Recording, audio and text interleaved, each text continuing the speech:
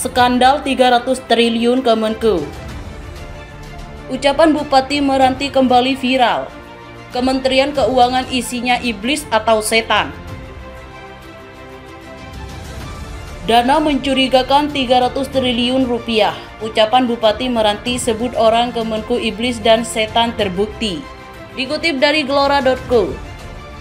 Ini orang keuangan isinya nih iblis atau setan. Jangan diambil lagi minyak di Meranti itu. Nggak apa-apa. Kami juga masih bisa makan. Daripada uang kami dihisap sama pusat. Saya sudah punya kayaknya. Izin Pak Bupati. Sebentar Bu. Ini karena kami daerah miskin. Kalau kami kaya, kami biarkan aja. Mau ambil 10 triliun pun nggak apa-apa. Kami daerah miskin, daerah ekstrim. Jadi kalau daerah miskin ada minyak, Bapak Ibu ambil, uangnya entah dibawa kemana, pemerataan kemana. Seharusnya kami ini yang menjadi prioritas. Karena Pak Jokowi 2024 wajib 0%. Justinus Yustowo, siapa tadi, saya lupa namanya ini, meminta dia meminta maaf lah atas kata-katanya yang menyebutkan dia setan atau iblis. Padahal Prastowo ya, padahal kita lihat tidak ada menunjuk bahwa hey, Anda itu setan, hey, Anda itu iblis. Dia bertanya ini setan apa iblis? Kok kelakuannya seperti setan dan iblis? Kan kalau kita tahu sebagai umat muslim ya, perilaku setan itu kan dari dua itu, minal jinnati wan nas, bisa dari kalangan jin atau bahkan manusia. Jadi manusia berperilaku setan itu memang ada gitu.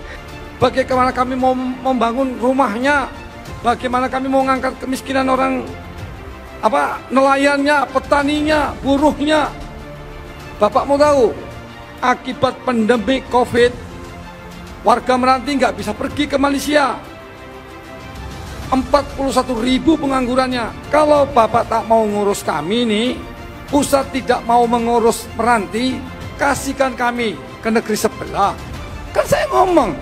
Atau Bapak tak paham juga omongan saya? Izin Pak Bupati. Atau begini Bu, bentar Bu. Apa perlu Meranti ngangkat senjata? Kalau tidak bisa juga nanti kita ketemu di mahkamah lah. Ayo pemimpin, jangan kau berpikir apa yang akan saya ambil dari rakyat. Tapi pemimpin, berpikirlah apa yang akan kau berikan kepada rakyatnya itu. Kalau Allah ingin menghancurkan suatu negara, maka Allah jadikan pemimpin negaranya itu orang-orang yang bergelimang dalam kemewahan. Karena mereka sudah bergelimang dalam kemewahan, dengan makan duit rakyat, dia lupa kepada rakyatnya. Dia kerjakan kedoliman, dia kerjakan ketidakadilan. Disitulah Allah hancurkan negeri itu.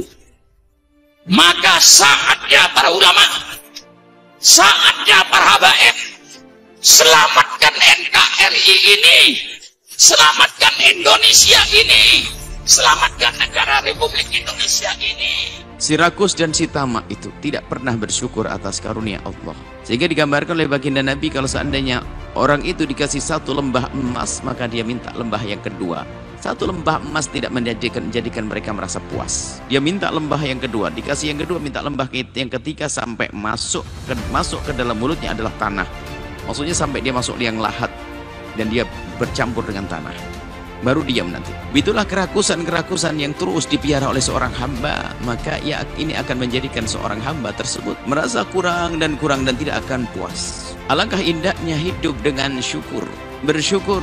Jadi pandai melihat apa yang Allah berikan kepadanya, dia akan bersyukur, bukan melihat apa yang tidak diberikan oleh Allah kepadanya. Teramat banyak kalau kita mau hadirkan renungan karunia Allah, sehingga dikatakan bahasanya seorang hamba itu tidak akan mampu mensyukuri karunia Allah yang sangat banyak, karena ada nikmat yang kita tidak sadar dan kita tidak tahu.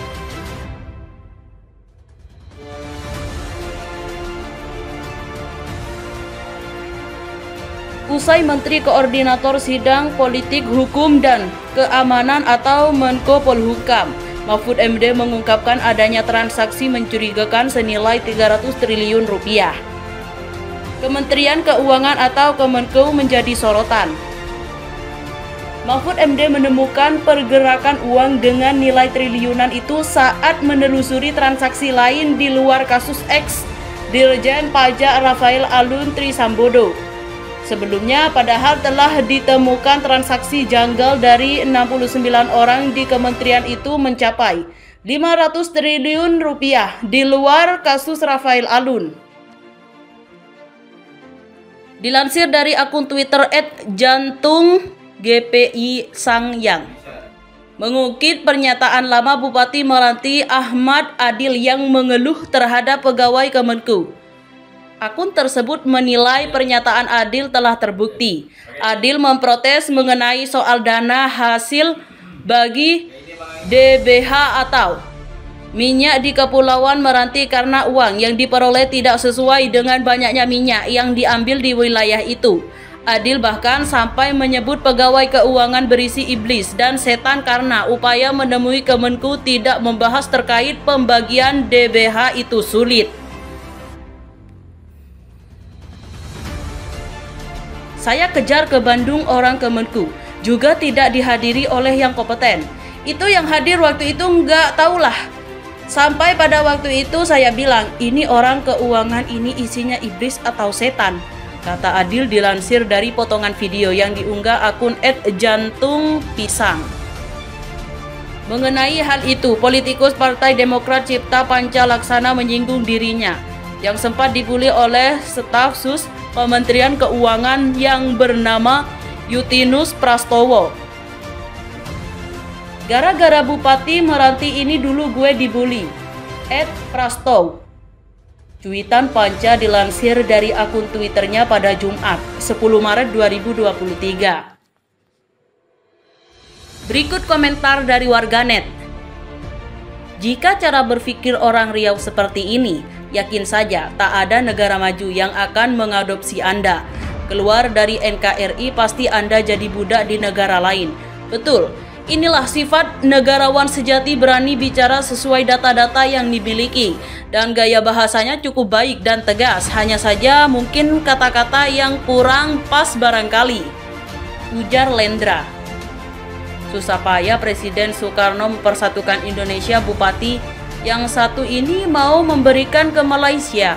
Itu bupati sok tahu, masalahnya bukan percaya dan gak percaya, tapi kejujuran hati seorang pemimpin yang tak bisa meluruskan tentang tuduhannya. Mari kita simak betapa ya, ujar Nurul.